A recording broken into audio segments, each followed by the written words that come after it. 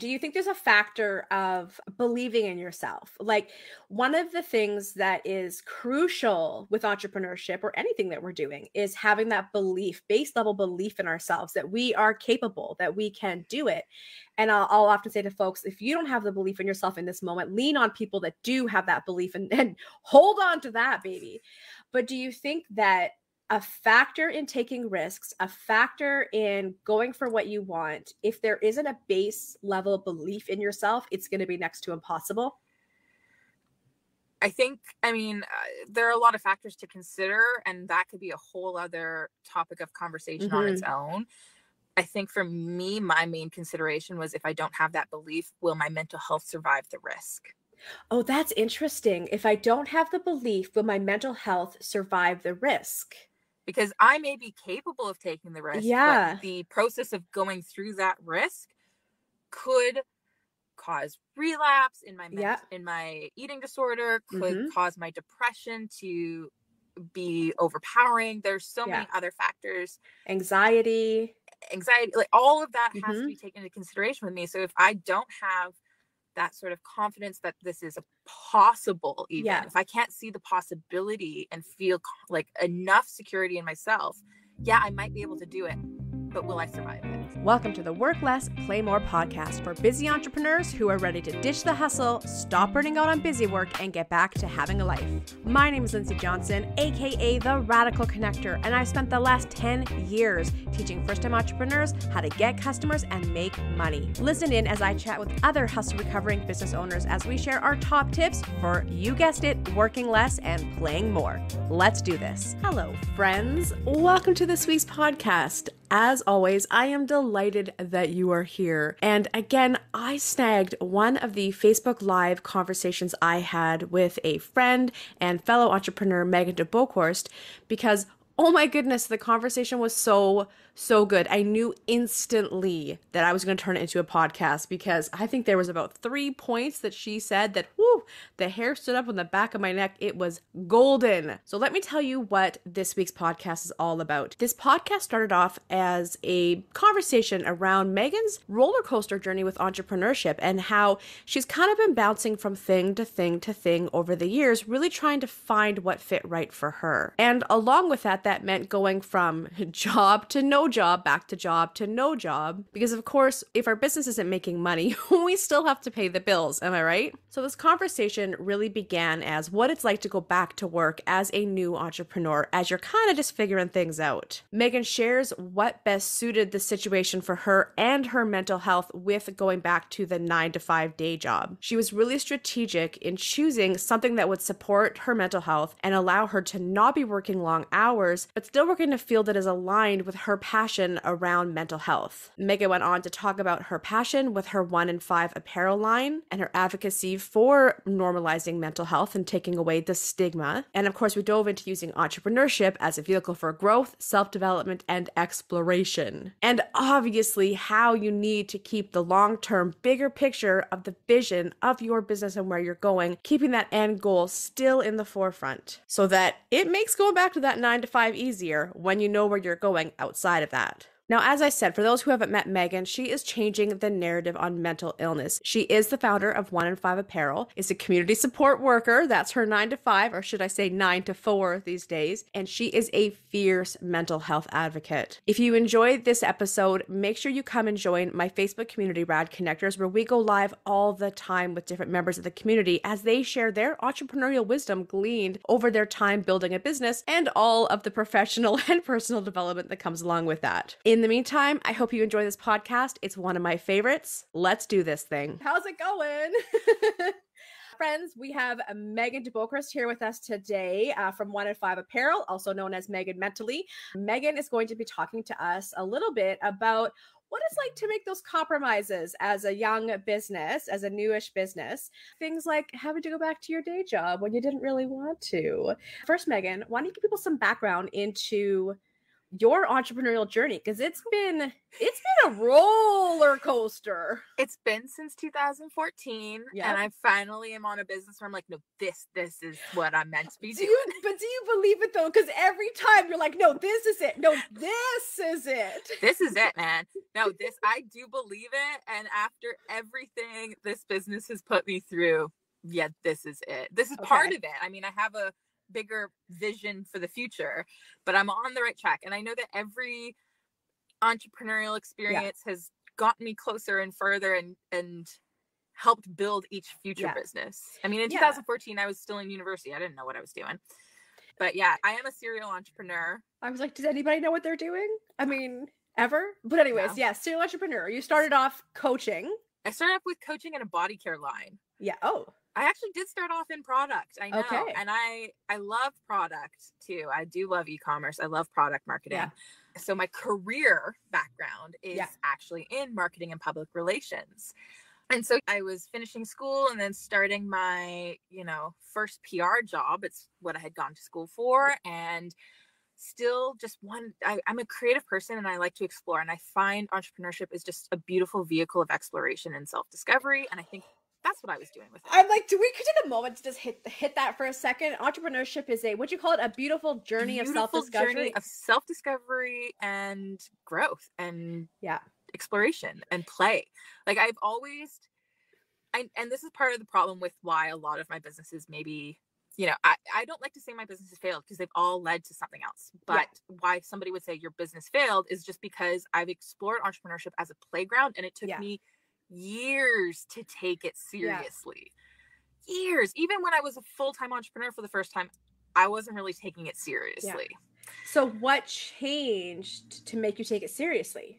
I think the mission and alignment in my business. So for background on my business is 1 in 5 apparel, and we are challenging misconceptions on mental illness through our clothing. The website is still under construction because again, it's been through the ringer. Yep. Megan's 1 in 5 apparel line is gorgeous, like sweaters. You've got t-shirts, hats. Yeah, I love it. Okay, so the misalignment, it stopped you from getting serious, and then when you were able to see the misalignment, it made you get serious. It made me get serious, and it was really interesting because a lot of things started aligning at the same time in my career. Because when we get into why I returned to a job, I didn't return to PR and marketing. Yeah, I completely changed careers, and I'm moving forward, staying in a completely different career path. I have always been passionate about mental health and mental illness. It's something deeply personal to me. It's something I'm very open about with my own struggles, almost awkwardly so for some folks, but it's who I am and I'm not changing that. And so connecting those and being able to bring these passion and purpose of my life into my work fully. And with this business where I'm like, no, I see where this is going. I see how it's going to create change. I see the hole that it's filling. I think that was one of the big things too. My businesses prior to that weren't filling a need. Not like a specific true need. There were other businesses that could fulfill those needs. I was going to say, because that's the thing. Let's talk about that for just a second, because your business wasn't filling a need. Well, it was filling a need, whether it was the life coaching, whether it was the PR and marketing, whether it was the body care line, it was filling a need. I think, and because there can be more than one business operating in the space, right? But I think really what I'm hearing you say is it wasn't filling your need. Like it wasn't filling my need, and I hadn't done enough. Yeah. I mean, with the life coaching is slightly different because now that is kind of what I'm doing in my full-time day job, and I just couldn't do it outside of my 9 to 4. Again, that's coming down the pipeline. I have no idea what you're going to say. This is exciting. I know. We barely have the time to catch up. It's been busy, but so for me, it wasn't filling my own purpose and need, but I also wasn't clear on what about my businesses where when other products or other services similar existed, what made mine so different that it would appeal to my audience more. I've been doing work trying to find pause? I'm going to totally catch you. I want to hit pause because for folks watching, and especially for folks watching now, watching the replay, I'm so curious to know if you've ever felt the same, that like, I don't know the purpose of my business. I know what I do. I know how I do it, but what's the bigger purpose? What's the hook? Why does the world need me? I'm curious if you've ever struggled with that question. Why does the world need me specifically? Anyways, I'm so sorry, Megan, to cut you off. Keep going. And I kind of want to dig into that because I think too, with this journey of having done other businesses that I didn't have that, I think it was a bit of imposter syndrome and that the need that I'm feeling now, I didn't think I was enough to fill that need. Like it's a big need and it's a big challenge I'm facing. And so I wasn't enough. Like all that imposter syndrome came up that stopped me from seeing that as a viable option for a long time. And I don't think I really realized that was in the subconscious until now. And that's another really powerful line you just dropped, which is the imposter syndrome stopped you from seeing what you really wanted to do as a viable option. Yeah. Like I knew entrepreneurship was what I wanted and I was playing it so safe in so many ways. I even had a conversation before I left my full-time job for entrepreneurship, I was talking about, do I do this or do I do that with my boss at the time? And she said, what are the changes? It's like, this is safe. This is risky. And I went with the safe option and I was miserable. Yep. And I wasn't safe. I wasn't I was losing money. Like playing it safe didn't play it safe for me in the long run. Well, and this reminds me of like even being in relationships and why we will stay in relationships that aren't that fulfilling, but they're safe, right? Or why we will, choose the more safe vacation over the adventurous one, or the more safe living quarters over, you know what I mean? Over the more risky ones. And like you say, at the end of the day, it's safe, but so what? But on the flip side, for something to be risky, what does that even mean, risky? Like, how do you define risk? Yeah. I think at that time, I was seeing it as, and it again goes back to the imposter syndrome. I had been doing PR for years. It's what I knew. It's what I had done. It's what I was known for. I'll just start my own business in PR and I don't have to worry about proving myself as capable. I still ended up having to prove myself as right.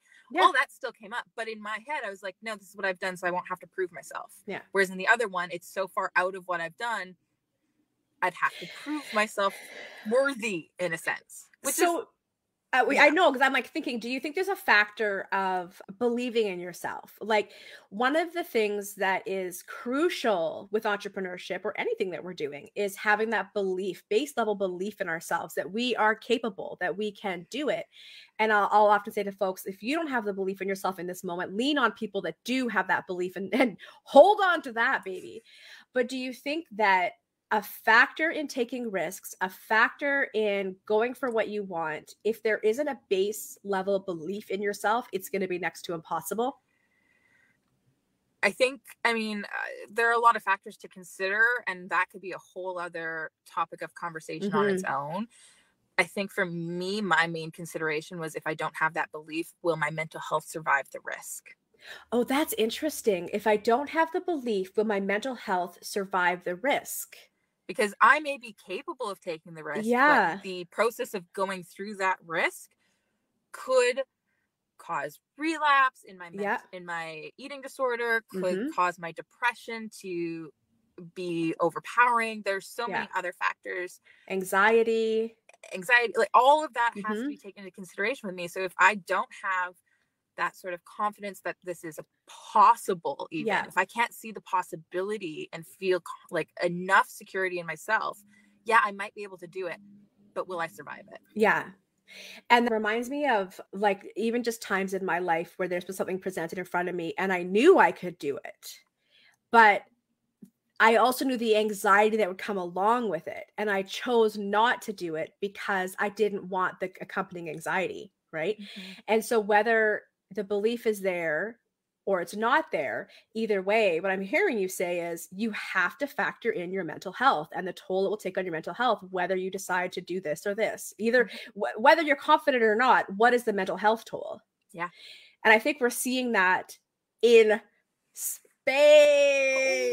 right now. Hashtag great resignation. Which was so funny. It did the opposite to me. The pandemic comes along and I'm like, let's get back into that 9 to 4 life. So what was that like? What was it like for you to go back to work? Because I know that before you went back to work, you also made peace with closing down parts of the different businesses that you were working on to say, no, that's not right for me. So what was that like to both close down a business and go back to the 9 to 5? It did kind of, I was uncertain about how it would go. And the job itself, again, I changed careers completely. I wasn't going back into the known. I was going to a complete unknown. So for context, I started off as a community support worker for a disability employment services program. Yeah. So I support people with significant barriers to employment in order to move forward and get closer to being able to sustain full-time jobs. It varies. Each client is very different and each client has very different needs. And I had no idea what I would be in for. Mm-hmm. When I started doing the job, I quickly learned that my life coaching background is what's giving me the capabilities and the capacity to do this work. And it was coaching on a whole deeper level. Yeah. We have some significant mental health challenges, significant addiction challenges, substance use. The clients that I work with in the neighborhood that I work with, there's some significant trauma they're facing. And so they share all this with me. And it's a lot to take on as a coach, as a support worker. And so within a few weeks of doing this work, I knew I didn't have the emotional bandwidth. Again, my mental health would be at risk if I was working in this program and then also working with my own clients outside of it. Yes. That was a no-go. Yeah. So I had to close it. And I knew that with my goal of working more within the mental health field, within mental illness, becoming a registered clinical counselor is my end goal. Working with these clients was going to help further my career, including my entrepreneurial journey. Yeah. So much more than the clients that I did truly love. Yeah. Loved working with my clients. My clients, I still talk to my former clients as a life coach. Yeah. And still support them. I just couldn't take on more. Yeah. I'm interject for one quick second, because I think that there is this belief around entrepreneurship that, it's the answer to all my problems. And don't get me wrong, I do believe entrepreneurship answers a lot of problems for people in terms of lifestyle and whatnot. But, there's this belief that entrepreneurship solves all my problems and that, it's all or nothing. I have to go all in. If I don't make it, I'm a failure. If I go back to work, I'm a failure from this or that. And it's like entrepreneurship is simply a tool. That's my belief. Entrepreneurship isn't the end goal. It isn't the end all be all. It is simply a tool that you are using to create the life around you that you want to live. Yes. And so I love how you see that. You see entrepreneurship as a tool, and that is the end all be all. And because of that, it allows you to say, now isn't the time because I'm going to use this tool over here, which is working with this community. Right. Mm-hmm. And then you've got also 1 of 5 Apparel, which is another tool to get the conversation going around mental health. And so you're understanding to use them as tools, not as your savior or the answer to all your problems. Yes. And at the same time, I was very open with my employers about, look, love this, love what I'm doing here, but I also have this business. Maybe I wasn't completely open. I could have been more open from the start. And there was no problems. I have truly fantastic employers. And that was the other thing too, is I was not going to put myself in a situation that I have been in the past where work drains the life out of me and I can't function afterwards. Yes. So with this, it's a 9 to 4 schedule. Mm-hmm. So I'm not in a 9 to 5 or even 8 to 5 that the timing wise I would have no time to work on my business. I looked at this schedule and went, gives me time to examine my business. Yeah. I was up for another job at the same time as this one. I had 2 job opportunities on the table. One was going to give me the time. The other was not. Yeah. I would have 0 time to work on any other side projects.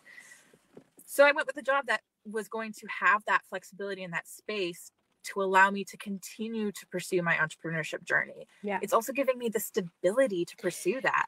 Yes. That's a really important factor. I'm going to be putting a podcast out next week on this idea of when to quit your job and when not to. I talked about it a couple of years ago and it's time to revive it. It's having stability in your life is so important as an entrepreneur.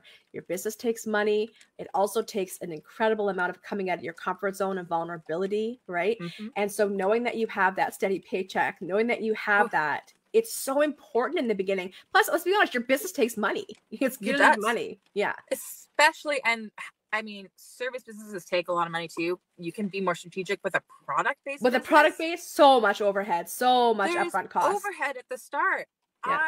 And the way that my business model needs to shift. So again, for context, 1 in 5 Apparel launched February of 2019. Mm-hmm.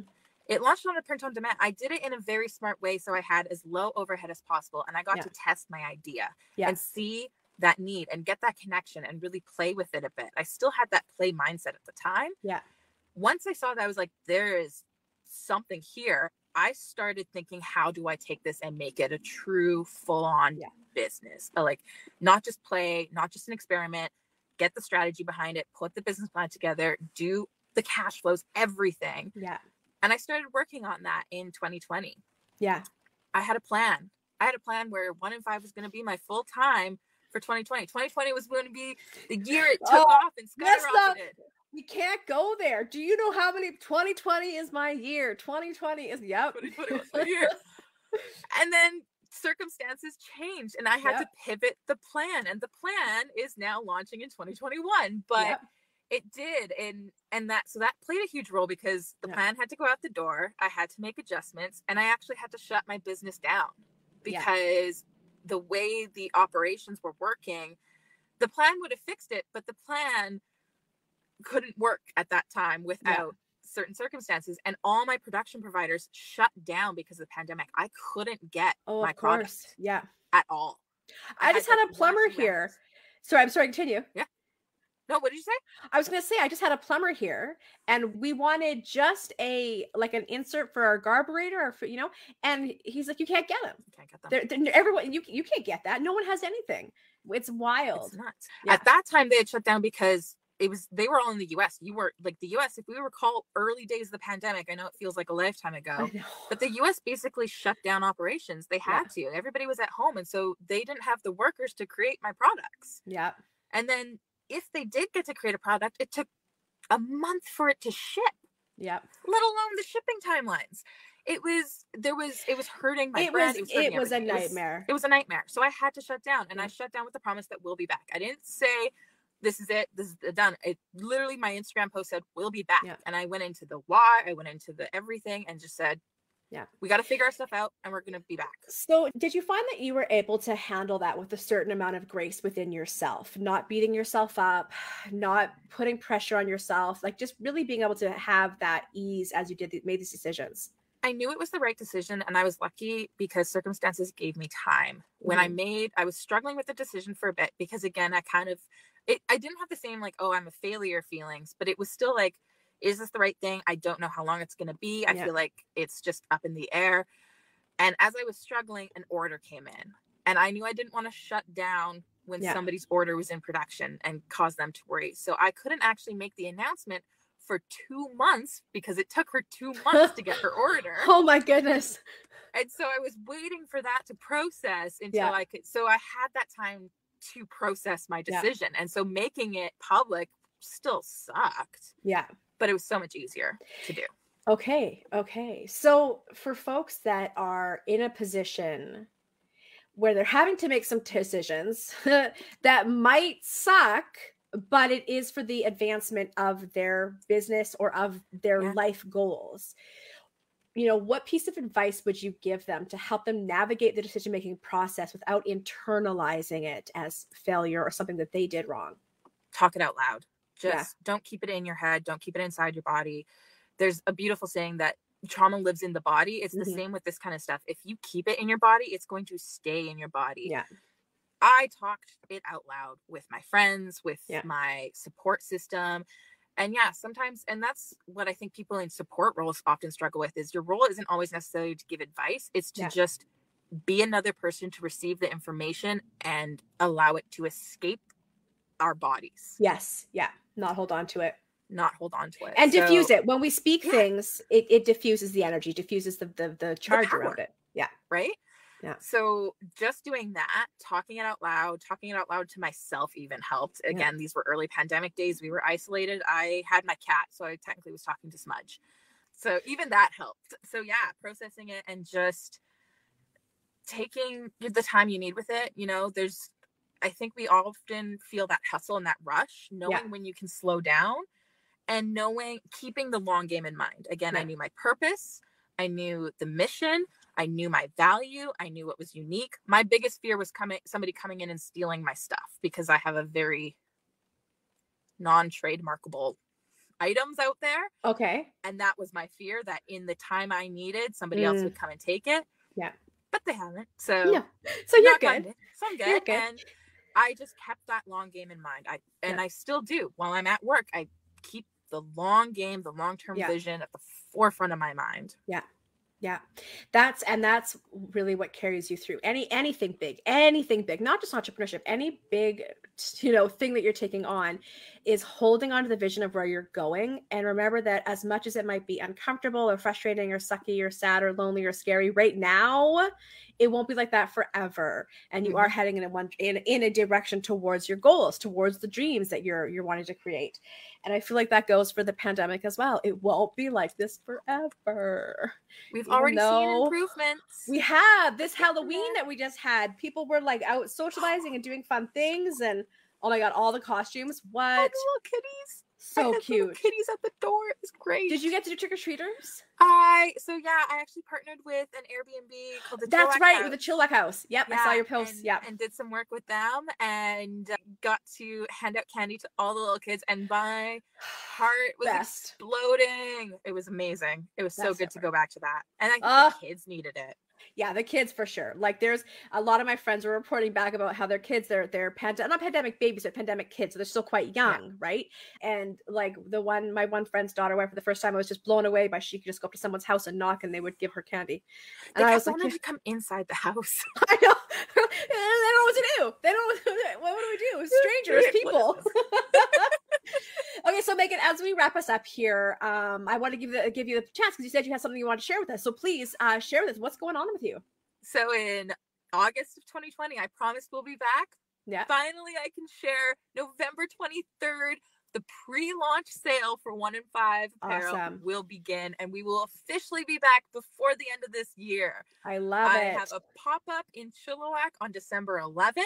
Ooh. And I am praying to the product gods I will have product. That your product comes in. I want to make sure, let's connect offline about that, so I can make sure to come out and support you. That would be awesome.